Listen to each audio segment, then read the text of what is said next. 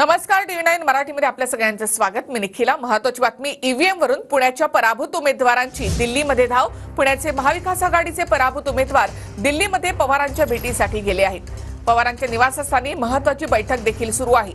या बैठकीनंतर कोर्टात जाण्याचा निर्णय हे पराभूत उमेदवार घेतील. तर ईव्हीएम वरून पुण्याच्या पराभूत उमेदवारांनी पवारांची भेट घेतली आहे. थेट आपण दिल्लीमध्ये जाऊयात. आमचे प्रतिनिधी संदीप राजगोळकर यांच्याकडे. संदीप, राष्ट्रवादीचे म्हणजे शरद पवार गटाचे पराभूत उमेदवार पवारांची भेट घेतात, त्यानंतर पुढची रणनीती आखली जाणार आहे. अगदी बरोबर आहे निखिला. एक करेक्शन करावं लागेल यामध्ये की हे फक्त पुण्यातलेच उमेदवार नाही तर महाराष्ट्रातल्या वेगवेगळ्या भागातले आहेत. महबूब शेख जे प्रवक्तेपद ज्यांच्याकडे दिलं आहे ते स्वतः होते, सुनील भुसारा होते, राखी जाधव होत्या, त्याचबरोबर आणखी काही 2-3 उमेदवार जे महाराष्ट्रातले होते त्यांनी आज शरद पवार यांची दिल्लीमध्ये भेट घेतली. आपल्याला माहिती आहे की निकाल लागून इतके दिवस झाले तरी सत्तेवर जे लोक आलेले आहेत ती सगळी मंडळी सांगतायत विरोधकांना की अखेर तुमचा जो पराभव झालेला आहे तो आता पचवा किंवा तो मान्य करा. पण तरीही अजून ईव्हीएम बाबत शंका घेतली जाते आणि त्यामुळेच अधिवेशनाच्या निमित्तानं शरद पवार दिल्लीत असल्यामुळे हे 5 ते 6 पराभूत उमेदवार जे आहेत ते दिल्लीत येऊन शरद पवार यांची त्यांनी भेट घेतलेली आहे. त्या भेटीच्या वेळेला खासदार सुप्रिया सुळे देखील त्या ठिकाणी उपस्थित होत्या. आज पवार यांची भेट झाली असली तरी उद्या काही वकिलांशी देखील सल्लामसलत जे आहे ते पराभूत उमेदवार करणार आहेत आणि त्यानंतरच सुप्रीम कोर्टामध्ये त्याबाबतची जी याचिका आहे ती दाखल केली जाऊ शकते. महबूब शेख यांनी दिलेल्या माहितीनुसार पहिल्यांदा शरद पवार यांचा सल्ला घेतला जाईल आणि मग त्यानंतर वकिलांसोबत चर्चा करून काय करता येईल. ईव्हीएम पुण्याच्या पराभूत उमेदवारांनी दिल्लीत धाव घेतलेली आहे आणि आता सध्या त्यांची बैठक सुरू आहे.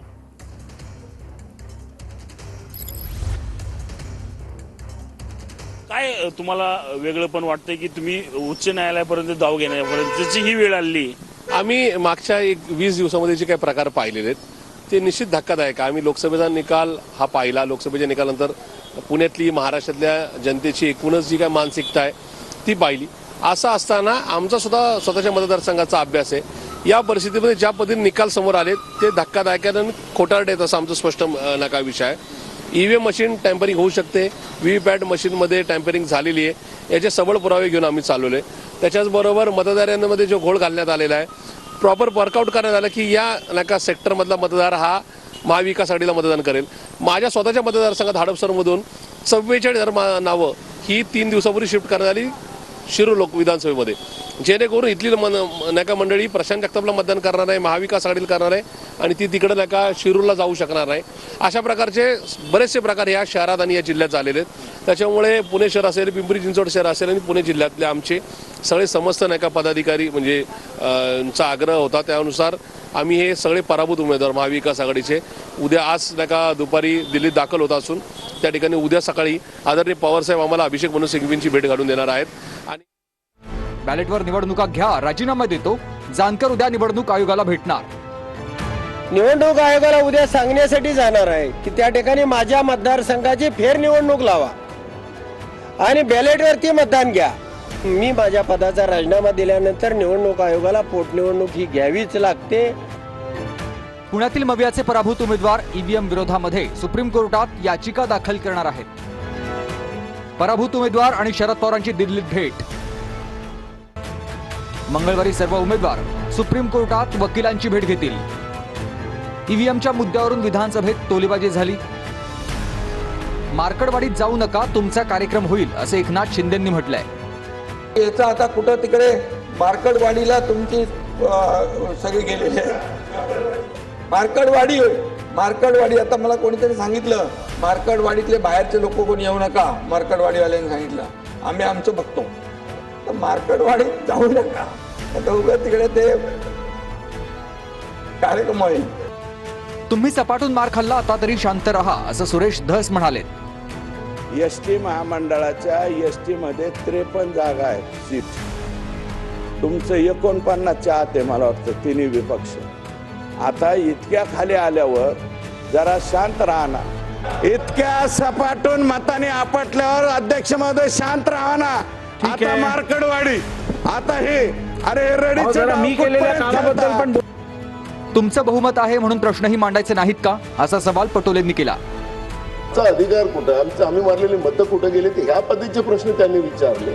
आणि आम्ही काही प्रश्न काय विचारले होते की जे 76 लाख मतं रात्री झाली त्या मताचं उत्तर आम्ही निवडणूक आयोगाला विचारलेलं आहे. याचा अर्थ असा नाही की बहुमताच्या आधारावर विरोधकांचा आवाज दाबण्याचा प्रयत्न व्हावा असा सभागृहात असं होता कामा नये. अध्यक्ष महाराज, मार्कडवाडी करता आम्हालाही आपलेपणा आहे, प्रेम आहे, जिव्हाळा आहे, पण कारण नसताना एक असा भाऊ करायचा. एक तर कधीतरी लक्षामध्ये घ्या की आपला करेक्ट कार्यक्रम झालेला आहे, त्याच्यामध्ये आपल्याला जनतेने नाकारलेलं आहे. त्यामध्ये जर आकडे काढायचं म्हटलं तर इतक्या मोठ्या प्रमाणावर म्हणजे 48% महायुतीला मतं आहेत आणि 33% समोरच्यांना मतं आहेत. आता एवढा फरक असल्यानंतर दारुण पराभव होणार तरी देखील काही ना काही आकडे, मी आज त्याच्याबद्दल जास्त बोलणार नाही, नागपूरच्या अधिवेशनामध्ये मी सांगेन काही. साताऱ्याच्या कोळेवाडीच्या ग्रामसभेत ईव्हीएम विरोधाचा ठराव मांडण्यात आलेला आहे. या पुढच्या निवडणुका मतपत्रिकांवर घ्या असा ग्रामसभेचा ठराव मंजूर करण्यात आलेला आहे.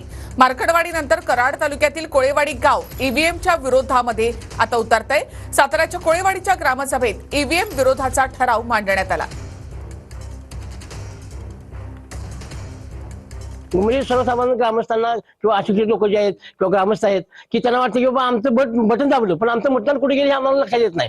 तर बॅलेट पेपर कसं होतं की शिक्का मारल्यानंतर आपलं मतदान हे अमक्याच माणसाला आपण 100% केलेलं आहे याला खात्री होती. त्यामुळे लोकांचं म्हणणं असं आहे की बाबा इथून पुढे बॅलेट पेपर शासनानं आपलं काय करावं की सर्वांची मतं ऐकून की बाबा बॅलेट पेपर इथून पुढचे मतदान घ्यावीत अशी सर्वांची इच्छा आहे. आणि त्याप्रमाणेच आम्ही असा ग्रामस्थांचा ठराव केलेला आहे की कोळेवाडी ग्रामस्थांनी की बॅलेट पेपर इथून पुढचं मतदान हे बॅलेट पेपर व्हावं अशी सर्वांची इच्छा आहे. विरोधी पक्षनेते पदाबाबत देवेंद्र फडणवीस यांचे संकेत. विरोधी पक्षाचं मूल्यमापन संख्येनं करणार नाही असं फडणवीस म्हणालेत. तर विरोधी पक्षनेते पदासंदर्भात अध्यक्ष अभ्यास करतील असं शिंदेनी म्हटलंय. तर विरोधकांसोबत संवाद साधण्याच्या फडणवीसांच्या भूमिकेचं स्वागत आहे असं जयंत पाटलांनी म्हटलं आहे. विरोधी पक्षाचं मूल्यमापन संख्येनं करणार नाही. विरोधी पक्ष ज्या गोष्टी मांडतील त्याची हमी आम्ही घेतली. फडणवीस. आम्ही विरोधी पक्षाचं आकलन किंवा मूल्यमापन हे संख्येने करणार नाही, तर महाराष्ट्राच्या हिताकरता ज्या ज्या गोष्टी विरोधी पक्ष मांडेल त्या स्वीकारण्याची या ठिकाणी हमी देखील आम्ही घेतलेली आहे. विरोधी बाकांवरची संख्या चिंताजनक. विरोधी पक्षनेत्याबाबत अध्यक्ष चर्चा करतील. शिंदे. विरोधी बाकावरची संख्या चिंताजनक आहे असं व्हायला नको होतं. अध्यक्षांचा अधिकार आहे, तो अध्यक्ष त्याच्यावर अभ्यास करतील. 237 नाही तर 288 जणांचं सभागृह आहे असं समजून चला. जयंत पाटील. अपक्ष 237 आलेला, तुम्ही तिघांनी एवढं मोठं मन केलं पाहिजे की 237 आपल्या बाजूने तसं न समजा 288 जणांचं हे सभागृह आहे. विधानसभा उपाध्यक्ष आणि विरोधी पक्षनेता विरोधी पक्षाचा व्हावा. फडणवीसांसमोर भूमिका मांडली. नाना पटोले. मंडळाचे उपाध्यक्षही हा विरोधी पक्षाचाच व्हावा आणि विरोधी पक्ष नेता हा सुद्धा महाराष्ट्रात ही जी परंपरा आहे त्या परंपरेप्रमाणे व्हावा. आमचे 47 आमदार विरोधी पक्षनेतेपद द्यावं अशी भूमिका मांडली. बघू काय होतंय ते. वडेट्टीवारांचं वक्तव्य. दिल्लीमध्ये 70 आमदारांमध्ये 3 आमदार भाजपचे असताना विरोधी पक्षनेता 3 आमदार असताना देऊ शकतात. तर इथे तर आम्ही 47 आहोत, आम्हाला ते दिलं पाहिजेत अशी भूमिका आम्ही मांडली. विधानसभा अध्यक्षपदी राहुल नार्वेकरांची एकमतानं निवड करण्यात आली. दरम्यान यानंतर सभागृहामध्ये विरोधक आणि सत्ताधाऱ्यांमध्ये टोलेबाजी पाहायला मिळाली आहे. राहुल नार्वेकरांची पुन्हा एकदा एकमतानं विधानसभेच्या अध्यक्षपदी बिनविरोध निवड झाली आहे. मुख्यमंत्री देवेंद्र फडणवीसांनी मांडलेल्या प्रस्तावाला उपमुख्यमंत्री एकनाथ शिंदे, अजित पवारांनी अनुमोदन दिलं. दरम्यान विधानसभा अध्यक्षांच्या निवडीवर ठाकरे गटानं बहिष्कार टाकला होता. नार्वेकरांनी पुन्हा येईन असं म्हटलं नव्हतं, पण ते परत आले याचा आनंद आहे असं देवेंद्र फडणवीस म्हणाले. अध्यक्ष महोदय, आपण मी पुन्हा येईन असं म्हटलं नव्हतं, पण तरी देखील आपण परत आलात याचा मला अतिशय मनापासून आनंद आहे. मंत्री व्हा नार्वेकरांना खासगीत सांगायचो, पण पक्षांना अध्यक्ष केलं अशी कोपरखळी जयंत पाटलांनी दिली. मी आपल्याला नेहमी खाजगीत सांगायचो की परत संधी मिळाली की आपण मंत्री व्हा म्हणून, आणि मी त्यांना सारखा सल्ला द्यायचो की तुम्ही मंत्री झालेलं जास्त चांगलं होईल. राहुल नार्वेकरांनी लवाद म्हणून संविधानाचा अपमान केल्याचं आदित्य ठाकरे म्हणाले. जे अध्यक्ष आज झालेले आहेत, ज्यांची निवड झालेली आहे, ते अध्यक्ष मागच्या वेळी देखील गेल्या 2.5 वर्षामध्ये आपण पाहिलं असेल एक घटनाबाह्य सरकार चालवण्यासाठी मदत करत होते.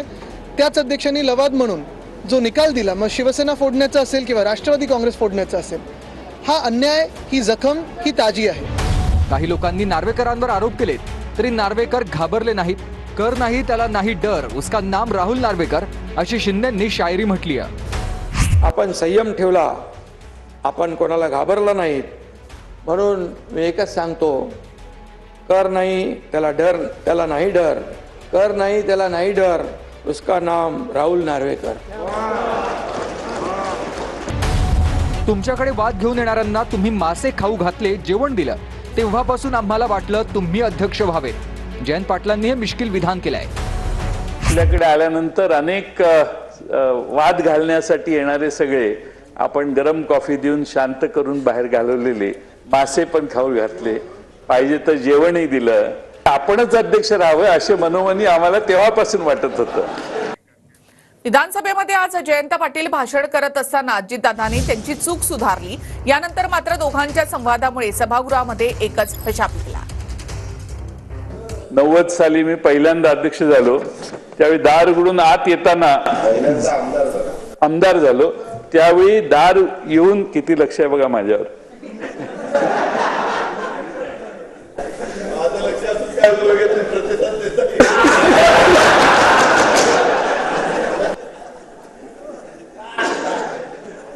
आमच्या पक्षाचा एक वाक्य आहे, दादा आपल्या पक्षाचं, योग्य वेळी योग्य निर्णय. अजितदादांना बघून जयंत पाटील साहेबांच्या भाषणातलं एक महत्त्वाचं वाक्य मला फार भावलं, ते की आदरणीय दादा, आपल्या पक्षाचा एक नियम आहे, म्हणजे राष्ट्रवादी काँग्रेस पक्षाचा.